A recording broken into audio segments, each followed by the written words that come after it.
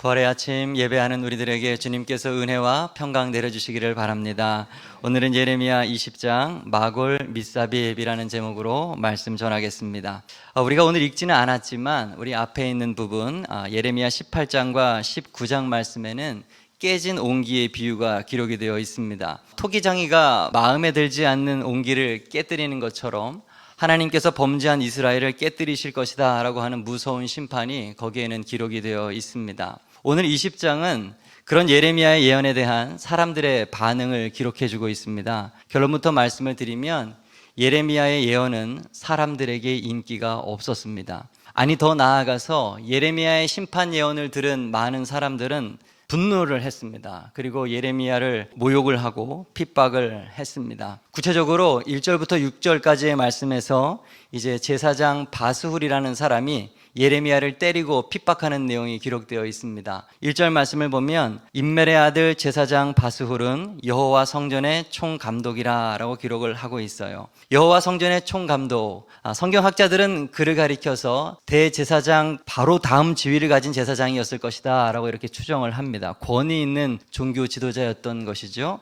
바스훌을 비롯한 이 종교 지도자들은 예레미야의 심판 예언을 듣고서 매우 못마땅하게 여겼습니다. 왜냐하면 자기가 제사장인데 못 보던 어떤 선지자라고 하는 사람이 나타나서 하나님의 말씀이라고 전하니 그게 마음에 들겠습니까? 백성들이 그 사람의 말을 듣고 동요를 하고 자신의 종교적 기득권이 크게 위협을 당하는 것으로 여겨졌던 것이죠. 어쭈 네가 뭔데 하나님 말씀을 전하느냐. 바스훌은 그래서 바로 즉시 조치를 취합니다. 그 내용이 2절에 기록이 되어 있어요. 이에 바스훌이 선지자 예레미야를 때리고 여호와의 성전에 있는 베냐민 문 위층에 목에 씌우는 나무 고랑으로 채워 두었더니, 바스훌은 예레미야를 붙잡아다가 매질을 가합니다. 여기에서 때리다라고 하는 표현은요, 그냥 가볍게 때리는 것이 아니라 죽기 직전까지 때리는 태형을 말하는 것입니다.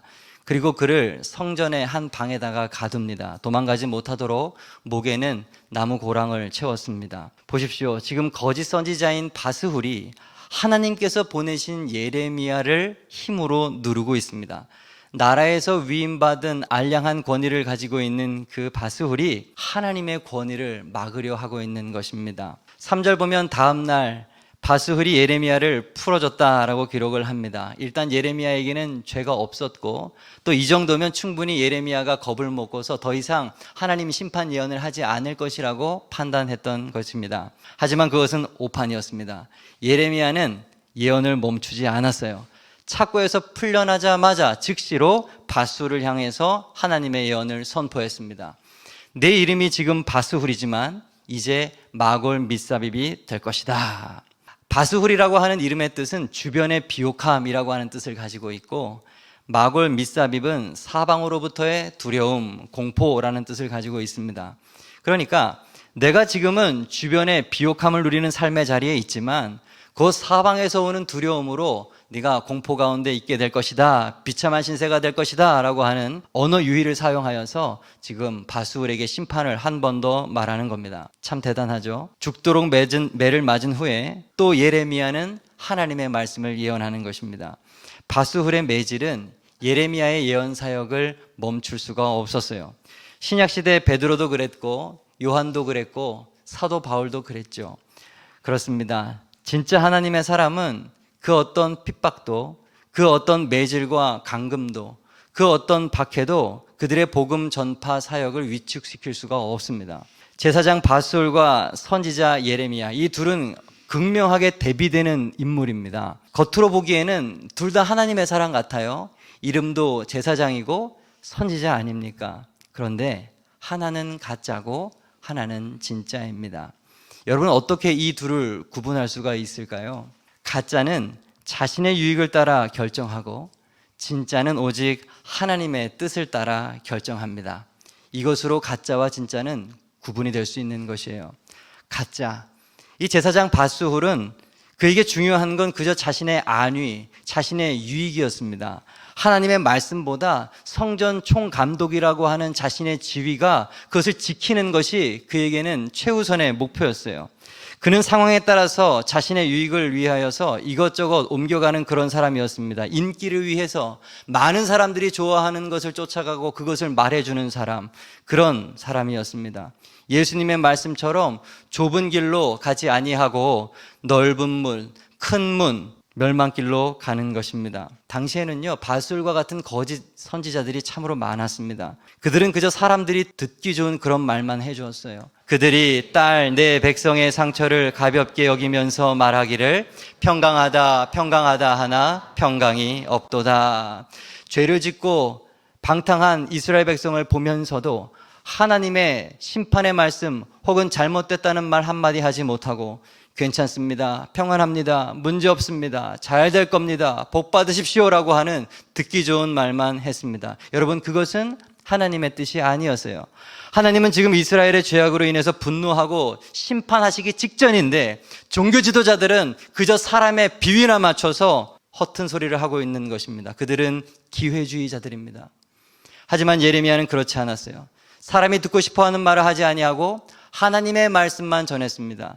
정말 하나님이 당신의 백성들에게 전하고자 하는 그 메시지를 예언했습니다. 그는 진리가 다수결이 아니라는 것을 아는 사람이었습니다. 그래서 그는 외칩니다. 마골 밋사빕, 당신이 사방에서 두려움을 맞게 될 것입니다. 4절부터 6절 이하의 말씀을 제가 다시 한번 읽어드리겠습니다. 내용을 잘 생각하며 들어보시기 바랍니다. 여호와께서 이와 같이 말씀하시되 보라, 내가 너로 너와 네 모든 친구에게 두려움이 되게 하리니 그들이 그들의 원수들의 칼에 엎드러질 것이요 내 눈은 그것을 볼 것이며 내가 온 유다를 바벨론 왕의 손에 넘기리니 그가 그들을 사로잡아 바벨론으로 옮겨 칼로 죽이리라.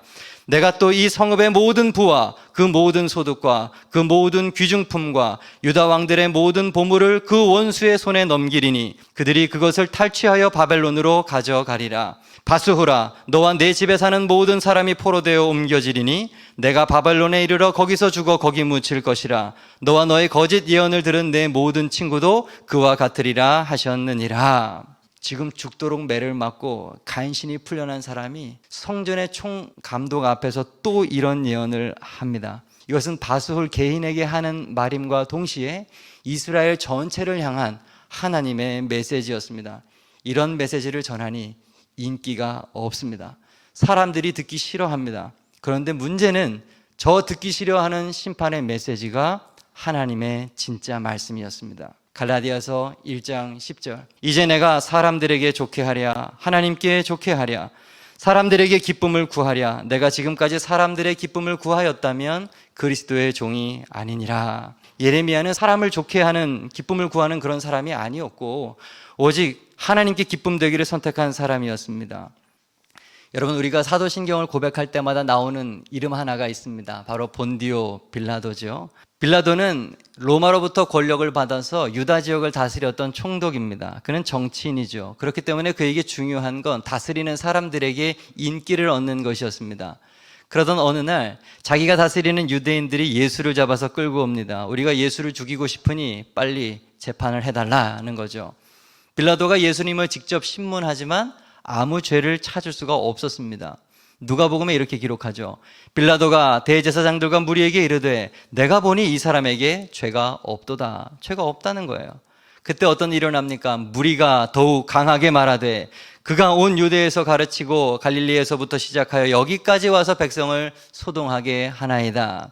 이 사람에게 죄가 없다고 하자 사람들이 소리를 지르고 난동을 벌입니다. 곧 소동이 일어날 것과 같은 분위기가 되자 빌라도가 말을 바꿔서 이렇게 행동을 합니다. 이에 빌라도가 그들이 구하는 대로 하기를 언도하고 예수는 넘겨주어 그들의 뜻대로 하게 하니라. 이렇게 빌라도는 예수님을 십자가에 못 박도록 최종 선고한 자가 되었습니다. 하나님의 뜻도 아니고 자신의 판단도 아니고 오직 사람들의 인기를 위하여 사람들의 뜻에 따라 순간의 유익을 쫓아서 결국 오고 가는 모든 세대의 그리스도를 죽인 사람으로 이름을 남겼습니다. 사랑하는 여러분, 여러분은 어떤 사람입니까? 오늘 본문의 바스훌처럼 그리고 빌라도처럼 사람들 눈치 보고 자기 유익만 구하는 기회주의자가 되어 있지는 않으십니까? 예레미야와 같이 핍박이 와도 조금 나에게 희생이 온다 하더라도 바른 하나님의 말씀을 전하는 진짜 성도가 될 수 있기를 바랍니다. 가짜는 자신의 유익을 따라 결정을 하고 진짜는 하나님의 뜻을 따라 매사에 선택합니다. 그것이 비록 좁은 길이라 할지라도, 많은 사람이 가지 않는 힘들고 어려운 길이라 할지라도 그것을 선택하는 것입니다. 마태복음 7장 13절 14절 함께 봅니다. 좁은 문으로 들어가라. 멸망으로 인도하는 문은 크고 그 길이 넓어 그리로 들어가는 자가 많고 생명으로 인도하는 문은 좁고 길이 협착하여 찾는 자가 적음이라. 아멘. 찾는 자가 적은 그 좁은 길을 바로 알고 그 좁은 길을 선택하여 들어갈 수 있는 우리 모든 새생명 베다니의 성도 되기를 바랍니다. 다음으로 7절부터 18절까지의 말씀을 보면 예레미야의 절규가 기록이 되어 있습니다. 하나님의 말씀을 있는 그대로 선포하는 예언자의 그 속사정, 그 고통이 담겨져 있습니다. 제가 여러분들이 좀 이해하기 쉽도록 세번역 성경으로 몇 구절을 읽어드리겠습니다. 주님께서 나를 속이셨으므로 내가 주님께 속았습니다. 주님께서는 나보다 더 강하셔서 나를 이기셨으므로 내가 조롱거리가 되니 사람들이 날마다 나를 조롱합니다. 내가 입을 열어 말을 할 때마다 폭력을 고발하고 파멸을 외치니 주님의 말씀 때문에 나는 날마다 치욕과 모욕거리가 됩니다. 수많은 사람들이 수근거리는 소리를 나는 들었습니다. 예레미야가 겁질려 있다. 너희는 그를 고발하여라. 우리도 그를 고발하겠다 합니다. 나와 친하던 사람들도 모두 내가 넘어지기만을 기다립니다.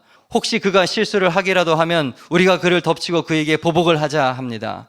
내가 태어난 날이 저주를 받았어야 했는데, 어머니가 나를 낳은 날이 복된 날이 되지 말았어야 했는데, 내가 모태에서 죽어 어머니가 나의 무덤이 됐어야 했는데, 내가 영원히 모태 속에 있어야 했는데, 어찌하여 이 몸이 모태에서 나와서 이처럼 고난과 고통을 겪고 나의 생애를 마치는 날까지 이러한 수모를 받는가. 절절한 하나님의 말씀 사역자의 절규입니다. 이것이 눈물의 기도입니다. 얼마나 괴로우면 이런 고백을 할까요? 하지만 이 말씀을 읽으면서 한편으로 이런 생각을 했습니다. 아니, 그래도 그렇지. 하나님 앞에 너무 심하게 말하는 것 아닌가. 힘들어도 하나님께 어떻게 이렇게 말할 수 있을까. 그런데 동시에 이러한 깨달음이 왔습니다. 아, 그렇구나. 하나님은 이런 기도라도 들으시는 하나님이시구나 라고 하는 사실입니다. 그것이 오늘 여러분들에게 드리고 싶은 두 번째 말씀입니다. 하나님은 우리의 있는 그대로의 마음을 들으십니다. 여러분, 누구나 세상 살아가는 것이 힘들죠. 하기 싫은 것을 해야 할 때가 있습니다. 그리고 일어나지 않았으면 하는 일을 어쩔 수 없이 받아들여야 할 때도 있습니다. 그래서 하나님이 원망스러울 때도 있고, 오늘 예레미야처럼 차라리 내가 태어나지 않았으면 좋겠다라고 자책이 막 밀려오기도 하고 하나님께 화를 내고 싶기도 하고 대들고 싶을 때도 있습니다. 여러분, 그때 여러분은 어떻게 하십니까? 예레미야처럼 하나님 앞에 엎드려서 있는 그대로의 마음을 토로하시기를 바랍니다. 좀 심한 것 같은 말을 써서라도 여러분 속에 있는 그 진실된 마음, 그 속상하고 아픈 마음들을 하나님 앞에 그대로 쏟아내 주십시오. 오늘 본문을 자세히 읽어보면요, 예레미야의 이 탄식에는 뭔가 정체가 불분명해요. 왔다 갔다 합니다. 속상하다고 말했다가 하나님을 승리를 주신다고 또 말을 했다가 저주도 했다가 찬양도 했다가 정신이 없어요. 그런데 여러분, 그거 아십니까? 원래 기도란 그렇게 하는 것입니다. 저는 설교를 준비할 때 가장 행복하면서 또 한편으로 가장 고통스럽습니다. 받은 은혜를 나눌 준비에 행복하지만 쉽게 논리적으로 전달해야 되기 때문에 문장을 썼다 지웠다, 앞에 넣었다 뒤에 넣었다 애를 써야 하기 때문에 힘이 들어요. 하지만 기도는 다릅니다. 기도는 논리적일 필요가 없어요. 언어 선택이나 감정의 절제도 필요 없습니다. 그냥 하나님께 있는 그대로의 내 속사정을 그대로 쏟아 놓으면 됩니다. 찬송가 539장 가사처럼 너 예수께 조용히 나가 내 모든 짐 내려놓고 주 예수께 조용히 나가 내 마음을 쏟아놓으라. 여러분, 지금 지고 있는 모든 짐 그대로 하나님 앞에 내려놓으시기를 바랍니다. 마음의 답답함, 시커먼 응어리들 다 쏟아놓으십시오. 우리 아버지 되시는 하나님만 그것을 정말로 알아주시고 그 모든 문제를 그대로 받으시며 해결해 주실 수 있는 분이십니다. 여러분, 여러분은 하나님 앞에 나와 여러분의 마음을 있는 그대로 쏟아내신 적이 언제이십니까? 마음의 짐을 왜 홀로 그저 안고 계십니까? 다 쏟아놓기를 바랍니다. 특별히 남자들 이게 잘 안 되죠. 말을 잘 안 하죠. 남자들은 마음속에 가지고 있는데 아내한테도 말 안 하고 하나님한테까지도 말을 안 해요. 무슨 자존심 때문인지 용기를 내지 못하고 있습니다. 이 세상에서 가장 아름다운 남자가 누구일까요? 저는 기도하면서 우는 남자가 세상에서 가장 아름다운 남자라고 확신합니다. 그런 남자 보신 적 있습니까? 정장 바지 뒷자락에 주름진 것을 본 적 있으십니까? 칼주름 다리미 내서 빳빳하게 있는 바지보다 그 바지를 입고 무릎 꿇어서 무릎 뒤에가 주름져 있는 정장 바지, 가장 매력적인 남자 무릎입니다. 젊은 여자 청년들, 남자 고르는 팁을 알려주는 거예요. 예. 무릎을 보고 다니세요. 무릎을. 우리 아버지 되시는 하나님은 우리가 기도할 때 가장 기뻐하세요. 그리고 모든 것을 들어줄 준비를 하시는 분이십니다. 시편 91편 15절, 그가 내게 간구하리니 내가 그에게 응답하리라. 약속하셨잖아요. 간구해라, 내가 응답하겠다. 시편 34편 15절, 여호와의 눈은 의인을 향하시고 그의 귀는 그들의 부르짖음에 기울이시는도다. 아멘. 말씀하십시오. 있는 그대로 오늘 예레미야의 절절한 탄식의 고백처럼 여러분의 속마음을 하나님께 쏟아내시기를 바랍니다. 우리 하나님은 완벽한 아버지이십니다. 그분이 듣지 못할 기도는 없습니다. 우리가 기도의 자리로 나가지 않는 것이 문제지 하나님께서 나의 기도를 들어주실까 하는 것은 문제가 아닙니다. 의심하지 마시고 믿음으로 주께 나아가시기를 바랍니다. 마지막으로 한 가지만 더 말씀을 드리고자 합니다. 하나님의 심판을 예언하고 지금 사람들에게 조롱과 모욕과 핍박을 당할 수밖에 없었던 이 예레미야, 그래서 심한 절규로 하나님 앞에 고통을 토로했던 이 예레미야, 하지만 그는 그럼에도 불구하고 다시 일어나서 자신에게 주어진 사명의 길을 계속 걷습니다. 여러분, 그 힘이 도대체 어디에서 오는 걸까요? 그 마음속에 불타고 있는 하나님의 말씀 때문에 그런 것입니다. 9절 말씀을 함께 보시죠. 내가 다시는 여호와를 선포하지 아니하며 그의 이름으로 말하지 아니하리라 하면 나의 마음이 불붙는 것 같아서 골수에 사무치니 답답하여 견딜 수 없나이다. 아멘. 너무 큰 고통, 감당할 수 없는 핍박 앞에 예레미야는 아마도 수십 번도 더 결심했을 거예요. 하나님, 제가 다시는 전하지 않겠습니다. 제가 다시는 예언하지 않겠습니다. 다시 그러나 봐라. 관둔다. 그러나 예레미야는 또다시 하나님의 말씀을 전합니다. 왜냐하면 그 마음속에 새겨진 하나님의 말씀이 그를 불태우고 있기 때문에 그런 것입니다. 상황은 그를 위협하고 넘어뜨리려 하지만 그의 마음속에 불타고 있는 새겨진 하나님의 말씀이 그를 다시금 붙들어주고 일으켜주기 때문에 그렇습니다. 그렇습니다, 여러분. 우리가 말씀을 붙드는 것 같지만 사실 말씀이 우리를 붙들어주는 거예요. 사도행전 20장 말씀을 보면 제가 참 좋아하는 성경 구절 하나가 있습니다. 지금 내가 여러분을 주와 및 그 은혜의 말씀에 부탁하노니 그 말씀이 여러분을 능히 든든히 세우사 거룩하게 하심을 입은 모든 자 가운데 기업이 있게 하시리라.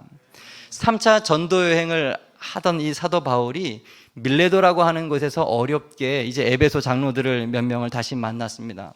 몇 년 만에 만나서 너무 반갑죠. 그리고 해주고 싶은 이야기도 너무 하나님의 말씀도 많아요. 그런데 시간은 없고, 그래서 마지막에 고별 설교로서 이 내용을 말하는 거예요. 내가 여러분을 주와 그 은혜의 말씀에 부탁한다라는 거예요. 여러분, 사람을 누구에게 맡기고 부탁할 때는 원래 힘 있는 어떤 사람에게 맡기는 거잖아요. 그런데 지금 바울은 사람이 아니라 말씀에게 부탁하고 있는 것입니다. 말씀이여 이들을 지켜주십시오. 말씀이 여러분을 든든히 붙잡아 주실 것입니다 라고 말하는 거예요. 그 앞절 31절, 그러므로 여러분이 깨어 있으십시오. 내가 3년이나 밤낮 쉬지 않고 눈물로 각 사람을 훈계했던 것을 기억하십시오. 과거 두란노 소원에서 3년 동안 에베소 당신들을 내가 가르쳤던 거 그거 기억나시죠? 그 말씀이 여러분을 지켜주실 걸로 저는 믿습니다. 설교의 마지막이 이런 거였던 거예요. 여러분, 그렇습니다. 우리는요, 우리의 힘으로, 우리의 생각으로, 우리의 지식으로, 우리의 의지로 우리를 지켜낼 수가 없어요. 오직 변하지 않는 하나님의 말씀만이 우리를 지킬 수가 있는 것입니다. 히브리서 4장 12절, 하나님의 말씀은 살아있고 활력이 있어 좌우의 날선 어떤 검보다도 예리하여 혼과 영과 및 관절과 골수를 찔러 쪼개기까지 하며 또 마음의 생각과 뜻을 판단하시나니. 말씀을 사랑하시기 바랍니다. 세상 모든 것 다 변해도 결코 변하지 않는 한 가지 하나님의 말씀을 붙드십시오. 하나님의 말씀은 하나님 그 자체이십니다. 성경을 사랑하십시오.